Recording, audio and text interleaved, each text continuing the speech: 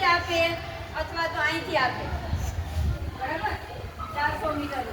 તમે કેટલા રાઉન્ડ થાય? 4. અહીંયા જેટલી ગધા મજૂરી કરી હોય ત્યાં 4 માં પતાઈ જાય, હે ને? કે વધારે દોડવા જોઈએ કોઈ? ઘણી એવી મને 4 યાદ ન રહી. હે એવા કોઈ? આપણે કેટલા દોડ્યા એટલે આપણને તો ખબર હોવી જોઈએ.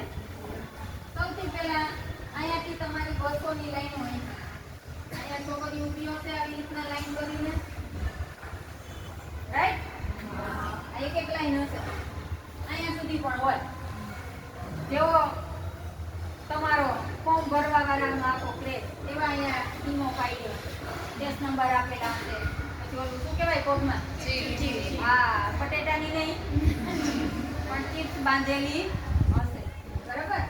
ચિપ્સમાં ખાસ કરીને ધ્યાન રાખજો, ટાઈટ બાંધી છે કે નહીં, વ્યવસ્થિત બાંધી છે કે નહીં. પીએસઆઈ વાળા ખાસ પછી રોવાનો વારો આવશે. ચિપ્સ બરાબર બાંધેલી હોવી જોઈએ. એક વખત હલાવીને આમાં ચેક કરી લેજો કે ચિપ્સ બરાબર બાંધી છે કે નહીં. પછી અહીંયા ઘણી બેન જશે અહીંયા ઊભી હશે, એક દીકરી જશે આ કોરી વડે આ ઊભી, હે ને? હવે ડિફરન્સ શું હશે? અહીંયા આમાં અહીંયા હું સેલામાં પેલા કઈ ફેર પડવાનો નથી. હવે સ્ટાર્ટિંગ અહીંયાથી થશે. અહીંયા કંઈક મૂકેલું હશે નીચે, કાળા કલરનું હોય, લાલ કલરનું હોય, પીળા કલરનું હોય, જો પણ અહીંયા પાથરેલું હશે. કોની સાથે અટેચ હશે? સ્વીચની સાથે. એમાં વાયરિંગ હશે, ઇલેક્ટ્રિક વસ્તુ હશે. તમારો પગ ન છૂટકે એમાં પડે. તમે ગમે એટલી કોશિશ કરશો બચવાની હોય, ખેપી નહીં શકો એવડું મોટું હશે. બીજા હું બી એટલું હશે કિલો સુધી.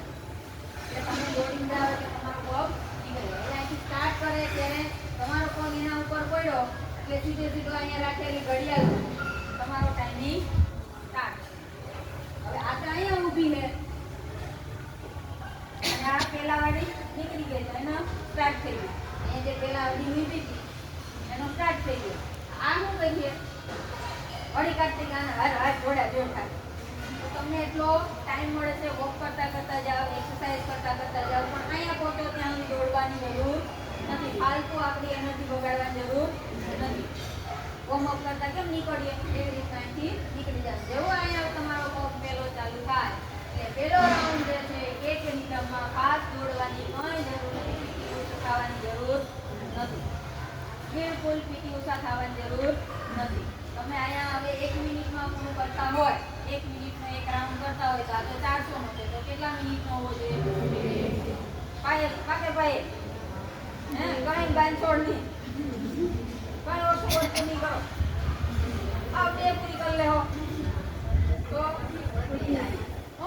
ઘટી જાય. કોણ કે ઘટી જાય? ઘટી જાય. કોણ કે?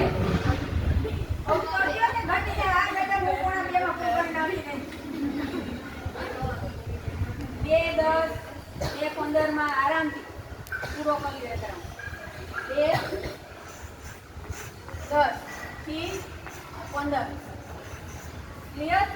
પેલો રાઉન્ડ કોઈ આમ હા કાંઈ જરૂર નહીં. આરામથી તમારા હાથમાં તમે સાદી ઘડિયાળ બાંધી હોય તો તમે જોઈ શકો છો. અહીંયા સામે રાખેલી હોય, અહીંયા કદાચ રાખેલી હોય, આ ખૂણે રાખેલી હોય તો તમે એમાં નજર મારી શકો છો. મારે કાંઈ જરૂર નથી એટલી હાઈ હોય કરવાની. એક રાઉન્ડ કેટલામાં પૂરો કર્યો? 2 10 15 થી 20 ની અંદર રહેવાય, બરોબર? પછી બીજો રાઉન્ડ સ્ટાર્ટ થશે. એ કેટલામાં પૂરો કરશો?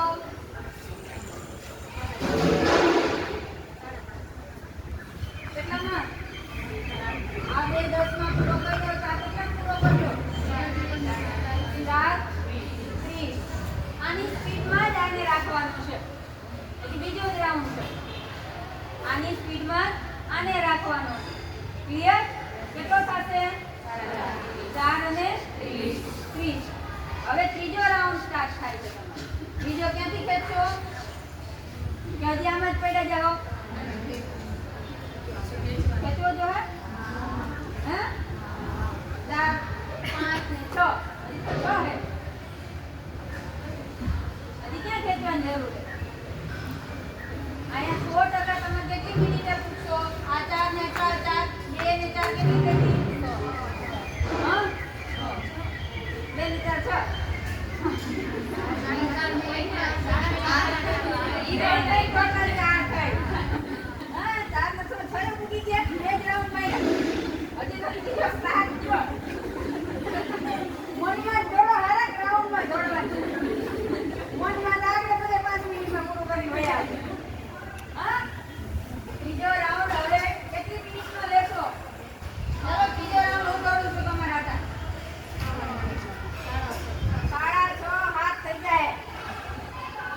નીકળી ગયો ને 2 રાઉન્ડ ઓલરેડી દોડી લીધા. હવે થોડુંક તમે ડાઉન ગયા હો તો હાથ સુધી પૂગી જાઓ. બરાબર ને? વજન વાળા હોય હારા હાથ પકડે. હા નાની નાની ડબલી વળતા હોય ખૂણા ના હોય થી વળ લઈ ખાવા વાળા હોય બધું કરે. હા હાથ હવા હાથ સુધી ઇનફ. તમારો ત્રીજો રાઉન્ડ ક્યાં પૂરો થવો જોઈએ? 7 સવા 7 સુધી ઇનફ. હવે છેલ્લો રાઉન્ડ વધ્યો છે. શું કરવાનું છે? જય બજરંગબલી. આડો પાડો ના વગા વગા જેટલાને ગાવી દેતા હોય બધાને યાદ કરતા કરતા અને ગાવી દેતા દેતા હું આવી જાઉં. હા જો બહુ દોડાયેલા હોય લાકડી ઉમાડી હોય તો મને યાદ કરી લેવું પહેલા. બરાબર? તો મને ભેગી લઈ લેવો પણ યાદ કરીને શું કરજો? આ 3 દોડા એના કરતા આમાં તો ટ્રીક કાઢી ને વધારે. તો આ જેટલું આવતું તો આ 2 માં તો પૂરું કર્યું તો આ કેટલા પૂરું કર્યો? રેડી? સબ ક્લિયર? હા કરી લેવો ને? છેલ્લા રાઉન્ડમાં શું કરવાનું? જેટલા મેણા ટોણા હાંભળ્યા હોય એ યાદ કરવાનું. તો જ ચીજ કરીએ નહીં તો પૂરું થઈ જાય. હે ને? બેનને હાથ ચડતો હોય વગેરે તો હાથ ચડે એ યાદ નહીં કરવાનું. જેટલા હગાવાલા એમ નથી કહે કે ફલાણા રઘાભાઈ છોકરી જોઈ લે પાટણની ટી-શર્ટ પહેરીને એની જાતિ હોય કાયમ એ કીની જાતિ દેખાડવાનું આપણે પાસ થઈ ગયું. બરાબર ને? એ યાદ કરવાનું. એ યાદ કરશો તો જ તમે પાસ થાઓ. કોકને કોકની ફીસ તમે ક્યાંક ને ક્યાંક ઉતારો અહીં ઉતારો અહીંયા જ કાઢવા. અગાવાળાને જેટલી દીકરી હોય આપણે અહીં કાઢવા. બરાબર? જિંદગીમાં ક્યાંય કંઈ પણ અફસોસ રહી ગયો હોય બધો અહીંયા કાઢવા. તો હાઈ ક્લાસ ઇંગ્લિશમાં તમે 9:30 પહેલા 9:30 આજુબાજુમાં 8:30 આજુબાજુમાં પાઠ જેટલી ફીસ છેલ્લા રાઉન્ડમાં કાઢ્યો ને એટલી મિનિટ ક્લિયર? હવે ઇમ્પોર્ટન્ટ વસ્તુ બરાબર જ્યાં ક્યાંય પણ તમે ગયા હશો આની પહેલા ક્યાંય જતા હશો આઈને આવ્યા હશે તો ખબર હશે પણ આની પહેલા પણ ક્યાંય ગયા હશે ત્યાં એ વસ્તુ નહીં શીખવાડી.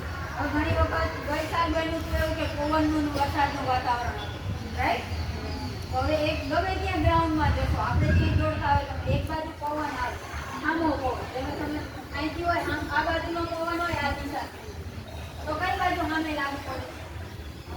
આ દિશામાં પવન વાય છે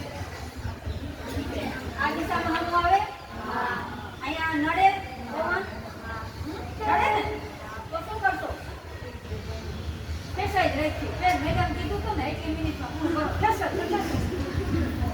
શું કર્યો? Well done.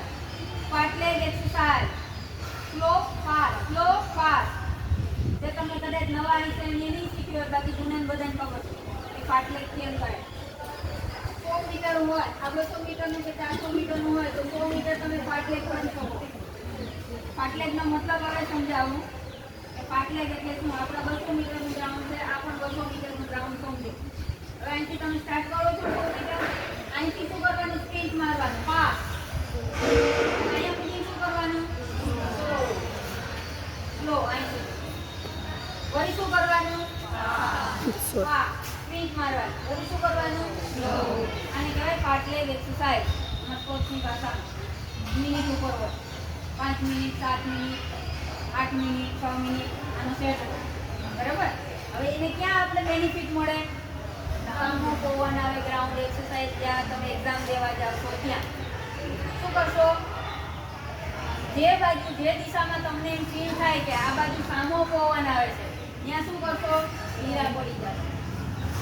ત્યાં શું કરશો? તમારી સ્પીડને ધીમી કરવી. તો દિમાગનો ઉપયોગ કરવાનો. સામો પવન આવતો હોય તો ખીસવાય નહીં.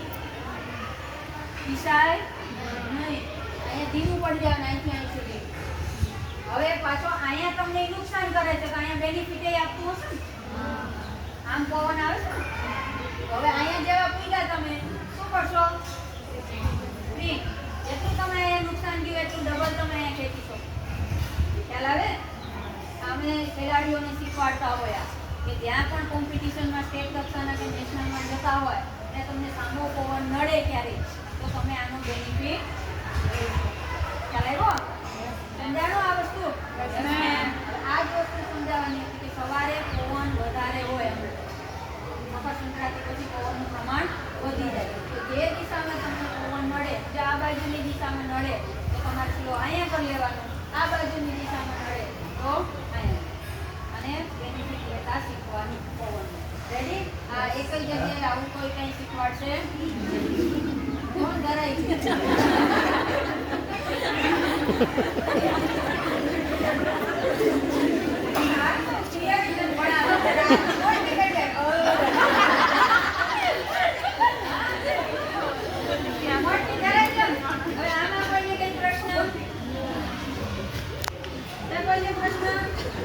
આપણી એકેડમીની 3 દીકરીઓ જે છે આર્મીમાં પાસ થઈ. જોરદાર તાળી.